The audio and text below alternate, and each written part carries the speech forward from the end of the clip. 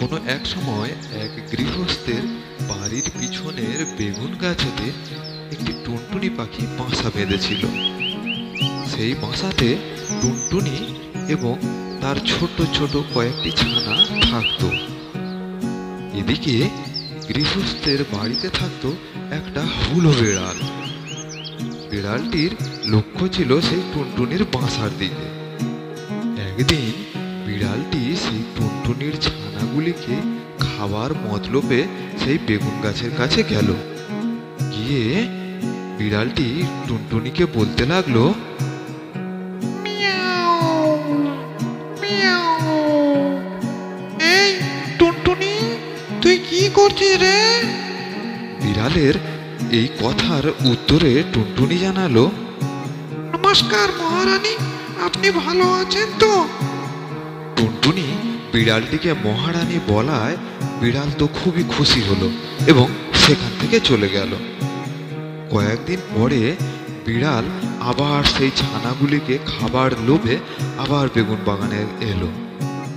বেগুনের গাছের তলায় বিড়াল দাঁড়িয়ে আবার টুনিকে জিজ্ঞাসা করতে লাগলো, মিয়াও মিয়াও। আরে টুনটুনি, তুই কি করছিস রে এখন?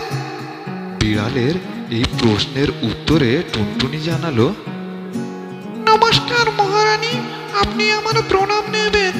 আমি এখন আমার ছানাগুলোকে খাওয়াচ্ছি, ওরা যে বড্ড ছোট। ছানাগুলি ছোট এবং টুনটুনি তাকে মহারানী বলে সম্বোধন করায় বিড়াল আনন্দিত হয়ে আবার ফিরে গেল। এর কিছুদিন পর টুনটুনি তার ছানাগুলোকে বলল, আরে বাছারা, তোরা কি উড়তে পারবি? আগে হ্যাঁ মা, আমরাও উড়তে পারবো।